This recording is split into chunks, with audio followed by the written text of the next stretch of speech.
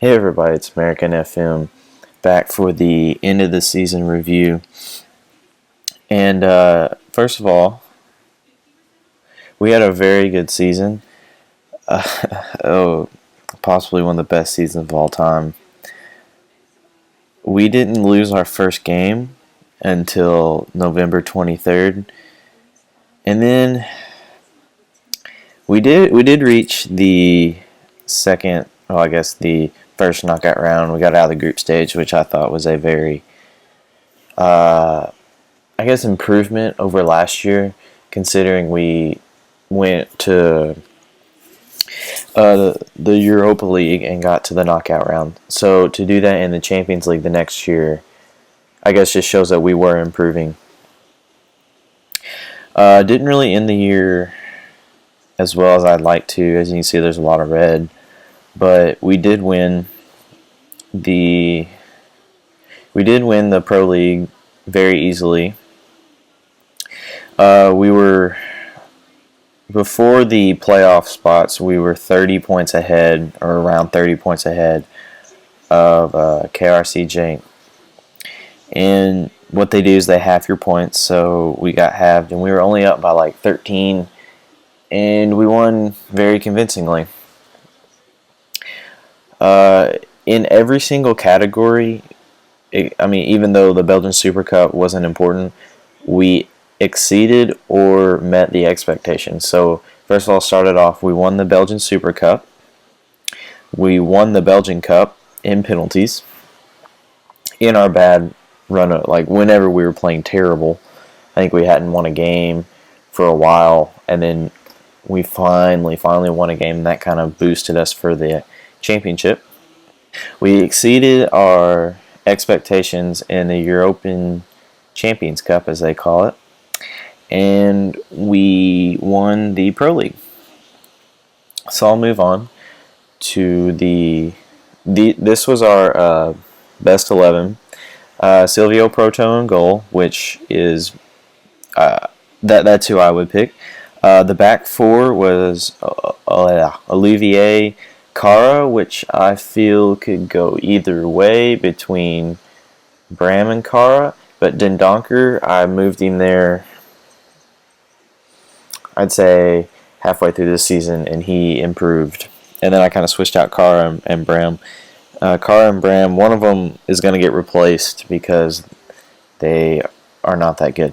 Then Gile at right back, which I feel is very true. Augustinsson at left mid. I just call him Yuri. Those two are right. Frede Vico, you guys didn't get to see Frede Vico, but he was a very good player that I was not very happy that we had to give up, but he deserves to be in it. And Nahar, definitely.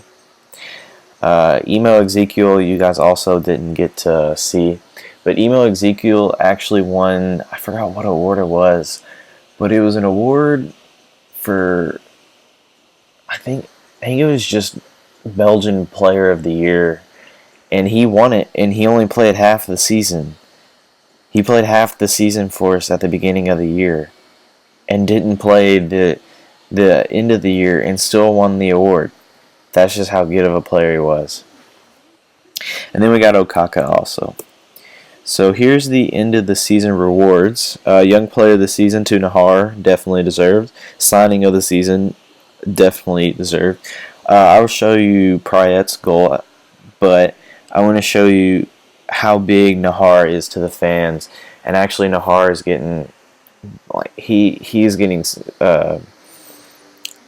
he is wanted all throughout Europe, and it's going to be very tough to keep him in. But anyway, here's Prayet's goal. I remember this goal thinking, well, we were already winning 2-1, but I was like, oh, all right. Well, I'll explain that. I was watching the replay thinking, why in the world is he taking this shot? Like, why?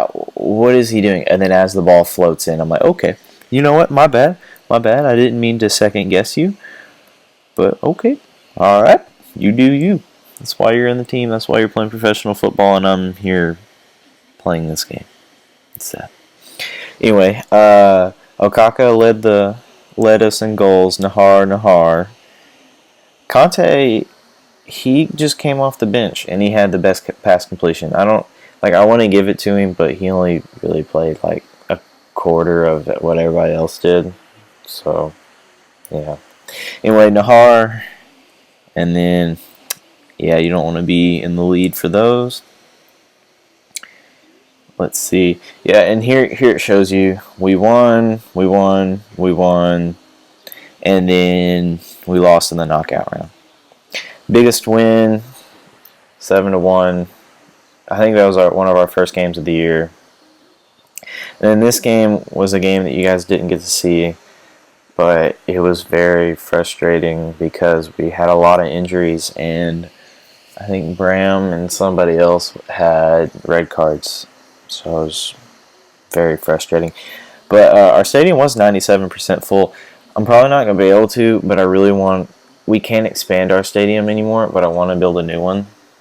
But they're probably not going to let me because we don't have as much money as we need. But we're going to make I think it's around like 15, 16 million this season. So that'll help. That'll help a lot. Yeah, I don't usually use even that many players. It says I use 27 players. I think last year I used like 21 or 22. Like, I'm not known to use a lot of players. But anyway, alright, I'll bring it back for some more rewards once I get to them. Alright, see y'all then. Alright, so I got some more rewards for you. Somehow, I don't know how, Andy Nahar did not get Player of the Year. Okay. Don't fully understand that one. But one that I do... Computer just about broke. Alright. So, one that I do agree with is that Yuri did win Pro League Young Player of the Year. With 34 appearances, 2 goals, 0 assists, 5 player of the matches, and a 7.4 rating. Very well deserved. Proto didn't win. Got runner-up in Pro League Player of the Year, even though during voting he had more clean sheets and he had the least amount of goals conceded. So, Belgian Coach of the Year hasn't been announced yet, but if I don't win it, I'm going to be pretty ticked. Nahar did win Best League Average Rating, which kind of hints that, he probably should have won Player of the Year. Not gonna suck up, but I think he deserved it. Okaka came in second in goals. Pole had one of those years that was insane. I might actually try to pick him up.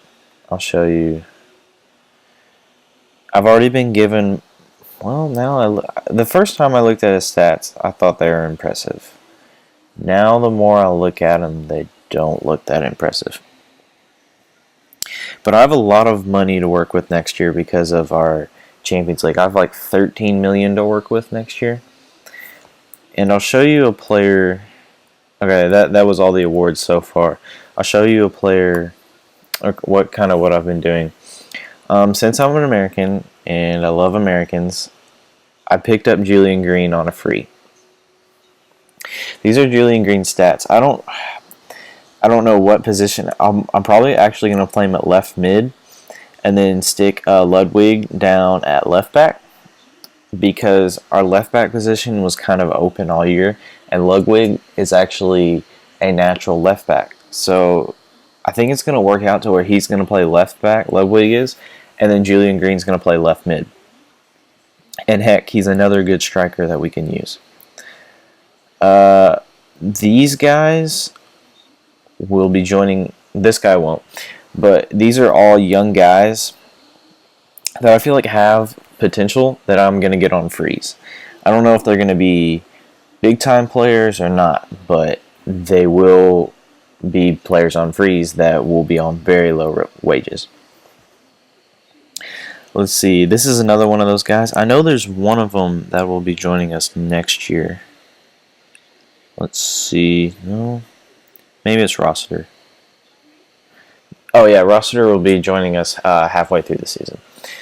So all of these players are high potential guys that I feel like even if I don't, even if they don't break out into the first team. Here's our transfer budget for next year. Even if they don't be, I guess they don't be very, I guess first team players is what I'm looking for. If they're not first team players, surely I can make a little bit of money on them. Because the good thing about being a big team and not doing a lower league save is that every player that I bring in, once they join my team, they automatically like gain value, unless they're like really really high value players. Like Ludwig, whenever I bought him for like 2 million, he automatically jumped to 4 million. But yeah, I'll show you our team. Basically, this is how I ended the season. It was the only tactic that would work. Here's all the average ratings. And let's see.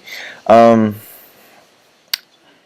think the big thing is going to be strengthening our defense next year. That's going to be the main goal. Here you go. I'll show you. See Ludwig. See how he's a natural left back. And as much as I love Olivier, he's 36 years old now, and he's still improving. He's a 36-year-old player, and he's probably going to be a bench player next year. He's a great player, but he's getting older, and it's time for new younger players to step in. So that's what I'm planning on doing. I'm not going to get rid of him completely because he's a great player, but I think it's time to start looking in the long term for our defense. So far, I have a few players in mind for one of these positions down here, but I haven't like pulled a string on anyone yet because I didn't know what my transfer budget would be. I'm not going to show you who they are right now because I don't. Very easily they could not be the players that I bring in. So anyway, I'll bring it back for the next rewards after. See y'all later. So I come back to you with another disappointing award. Didn't win the Belgian Pro League Coach of the Year. The dude kinda had a 34% winning percentage. We had 72%. So I don't even want to look at it anymore. But we'll look at all the other awards. We didn't have anybody in the running there. We already saw this. Let's see. See, this is what I was talking about with Emo Ezekiel. Was that? Are you sure that's right? 35? I don't know. Oh, what I wanted to show you. Crap. There was something really awesome. Crap, I don't know how to do this. Okay. This always messes me up. Award winners. Okay. Best player in Europe. What was it? Golden Shoe. I just found this out a few minutes ago when I was just kind of looking around. Emo Ezekiel actually somehow managed to get third place in the Golden Boot. I don't know how, considering we're Belgium, but I just thought it was awesome to know that one of my players actually got third place, and I think that's a good award for him. But anyway, this will be the end of the episode and a great wrap up to the end of a great season. So join me for next season. All right, see y'all then.